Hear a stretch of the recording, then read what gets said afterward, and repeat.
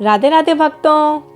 आज हम ऐसे भक्त के बारे में जानेंगे जो भक्ति काल के एक संत, धर्मशास्त्री और प्रसिद्ध कवि थे, जो गोस्वामी तुलसीदास के समकालीन थे, जिन्होंने भक्तमाल नामक पवित्र ग्रंथ लिखा, जिसमें उन्होंने भक्ति काल के अनेक संतों की जीवन और चरित्र का वर्णन किया है।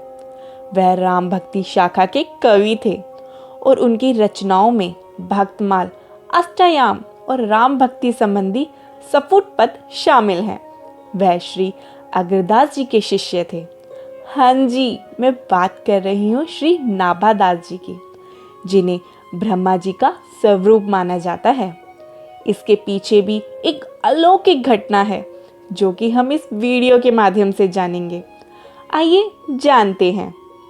वैसे तो नाभादास जी ने भक्तमाल में अपनी जीवनी के विषय में कोई उल्लेख नहीं किया, लेकिन श्री प्रियदास जी ने भक्तमाल टीका भक्ति रस बोधनी में श्री नाभादास जी की प्रारंभिक अवस्था का वर्णन किया है। नाभादास जी एक महान संत थे। नाभादास जी के पिता का नाम श्री रामदास जी और माता का नाम श्रीमती जानकी देवी जी था। श्री नाभा जी का जन्म प्रशंसनीय हनुमान वंश में हुआ था। वह जन्म से ही नेत्रहीन थे। जब उनकी आयु 5 वर्ष की हुई, उसी समय उनके गांव में भीष्म अकाल पड़ा, जिस कारण उनके पिता का निधन हो गया और माता ने उन्हें वन में ही छोड़ दिया। माता और पुत्र दोनों के लिए उस समय कितनी बड़ी विपत्ति थी, इसे आप लोग सोच सकते हैं।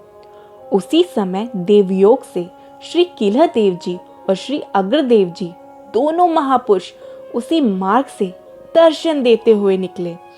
उस 5 वर्ष के अंधे अनाथ बालक को एकांत जंगल में भटकते देखकर दोनों संतों को उस नन्हे बालक पर दया आ गई। उन्हें अपने कमंडलू से थोड़ा सा जल लेकर बालक की आंखों में छिड़क दिया, तो उनमें ज्योति आ गई और बालक को दिखाई पड़ने लगा। और सामने दोनों संतों को उपस्थित देखकर नाभाजी को परम आनंद हुआ। दोनों सिद्ध महापुरुषों के दर्शन कर नाभाजी उनके चरणों में पड़ गए। उनके नेत्रों में आंसू आ गए। बालक की प्रतिभा तथा विनय से वे दोनों महानुभव बड़े प्रभावित हुए और उन्हें गलता आश्रम जयपुर ले गए। श्री किल्ह देव जी की आज्ञा पाकर श्री अग्रदेव जी ने नाभाजी को राम मंत्र का उपदेश दिया और नारायण दास नाम रखा। गलता आश्रम में साधु सेवा प्रकट प्रसिद्ध थी। वहां सर्वदा संत समूह विराजमान रहता था। श्री अग्रदेव जी ने संत सेवा के महत्व को जानकर और संत सेवा से ही यह समर्थ होकर जीवों का कल्याण करने वाला बनेगा, यह अनुमान कर नाभाजी को संतों की सेवा में लगा दिया। संतों के चरणोदक तथा उनकी सीत प्रसाद का सेवन करने से श्री नाभाजी को संतों में अपार प्रेम हो गया। नाभाजी को संतों से प्राप्त प्रसाद को ग्रहण करने में विशेष रुचि थी। उसी के प्रभाव से उनकी बुद्धि दिव्य हो गई।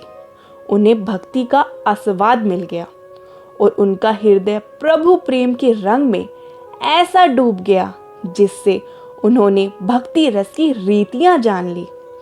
हृदय में भक्त और भगवान के प्रेम की ऐसी अभिवृद्धि हुई कि जिसका न कोई और था न कोई छोर। फिर उन्होंने गुरुदेव की आज्ञा से भक्ति के रस में डूबी हुई भक्तमाल ग्रंथ की रचना की। किसी भी ग्रंथ की महिमा, मान्यता उसके रचयिता के व्यक्तित्व से संबंधित होने के कारण होती है। श्री नाभादास जी का जन्म कर्म दिव्य था। इसी कारण भक्तमाल भी दिव्य ग्रंथ के रूप में प्रतिष्ठित हुआ। नाभाजी के सबसे बड़ी विशेषता थी कि उन्होंने जन्म लेकर अपने नेत्र बंद ही रखे, जगत को देखा ही नहीं। संत गुरुदेव की कृपा हो गई, तब उन्होंने अपने नेत्र खोले। सबसे पहले गुरु गोविंद के ही दर्शन किए। संतों की कृपा से दिव्य विलक्षण दृष्टि प्राप्त हुई और उन्हीं की कृपा से उनकी आज्ञा के पालन के लिए भक्तमाल की रचना की। श्री नाभादास जी श्री रामानंद संप्रदाय के महान आचार्य रहे हैं। श्री नाभादास जी ने श्री अग्रदेव जी को अपना गुरु और अपने को उनका सहचर बताया है और उन्हीं के आज्ञा के उन्होंने भक्तमाल ग्रंथ की रचना की। श्री अग्रदास जी के गुरु थे कृष्णदास जी प्रियहरि जी और कृष्णदास जी श्री अनंतानंद जी के शिष्य थे, जो कि श्री रामानंद जी के साक्षात शिष्यों में प्रधान शिष्य थे। नाभा जी के संबंध में कई दंत कथाएं भी प्रचलित हैं। एक पौराणिक कथा के अनुसार नाभा जी को ब्रह्मा का अवतार बताया गया है और कहा गया है कि एक बार भगवान श्री कृष्ण विष्णु अवतार हैं या नहीं, यह जानने के लिए ब्रह्मा जी ने भगवान श्री कृष्ण जी की परीक्षा लेनी चाहिए।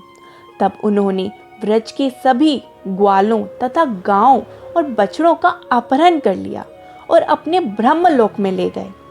इस पर भगवान श्री कृष्ण जी ने अपने योग माया के प्रभाव से वैसे ही अन्य ग्वाल बाल गांव और बछड़ों की सृष्टि कर दी। ब्रज के लोगों को इस बात का पता भी नहीं लगा। बाद में ब्रह्मा जी ने देखा कि ब्रज में वैसे ही ग्वाले गायें और बछड़े हैं, तो उन्हें अपनी गलती का एहसास हुआ और उन्होंने भगवान श्री कृष्ण से अपने अपराध के लिए क्षमा मांगी। तो भगवान ने उन्हें इतना ही दंड दिया कि तुम कलयुग में नेत्रहीन होकर जन्म लोगे, किंतु तुम्हारा यह अंधापन केवल 5 वर्ष तक ही रहेगा। बाद में महाआत्माओं की कृपा से तुम्हें दिव्य दृष्टि प्राप्त होगी। इसकी विनती के अनुसार ब्रह्मा जी ही नाभादास जी के रूप में उत्पन्न हुए और बाद में श्री केलहदास जी तथा श्री अग्रदास जी की कृपा से उन्हें दृष्टि प्राप्त हुई। नाभादास जी के माता पिता कुल ग्राम आदि का कोई प्रमाणिक वर्णन प्राप्त नहीं होता है। उनके दीक्षा गुरु स्वामी श्री अग्रदास जी थे और प्राय सभी ये मानते हैं कि श्री नाभादास जी का संबंध जयपुर गलता गद्दी से था और उनका समय विक्रम संबंध 17वीं के आसपास का है। नाभादास जी की ये दृढ़ धारणा है कि भक्त गुणगान के अतिरिक्त इस भवसागर से उद्धार का अन्य कोई उपाय नहीं है। वो कहते हैं, भवसागर के तरन को नाहीं और उपाऊं। भवसागर से पार उतरने का कोई अन्य उपाय नहीं है। केवल ईश्वर के प्रति सच्चा प्रेम, प्रभु का नाम जप और कथा कीर्तन ही मुख्य उपाय है। यह तरीके मन को शुद्ध करते हैं और मोक्ष प्राप्ति में मदद करते हैं। भक्त शब्द अत्यंत व्यापक है। राम, कृष्ण, शिव, सूर्य, दुर्गा, गणेश सभी के उपासक भक्त ही कहलाते हैं। जिस प्रकार कलयुग के जीवों का उद्धार करने के लिए गोस्वामी श्री तुलसीदास जी ने वाल्मीकि रामायण को श्री रामचरितमानस के रूप में रचा, उसी प्रकार श्री नाभादास जी ने भगवत पुराण को भक्तमाल के रूप में पदों के रूप में प्रस्तुत कर सर्वसुलभ बना दिया। इतना ही नहीं, उसमें कलयुग के भक्तों को जोड़कर उसे और भी महान बना दिया। यह श्री नाभादास जी का जगत पर महान उपकार है। सभी संप्रदाचार्यों एवं सभी संप्रदाय के संतों का सम्मान भाव से श्रद्धा पूर्वक स्मरण यह भक्तमाल की सबसे बड़ी विशेषता है। अनंत कोटि ब्रह्मांड नायक श्री भगवान की आहुति की कृपा से जीवन को मनुष्य शरीर प्राप्त होता है। मानव जीवन का चरम लक्ष्य भगवत प्राप्ति ही है। भगवत प्राप्ति भक्तों के संग के बिना संभव नहीं है, ऐसा सभी सद्ग्रंथ कहते हैं।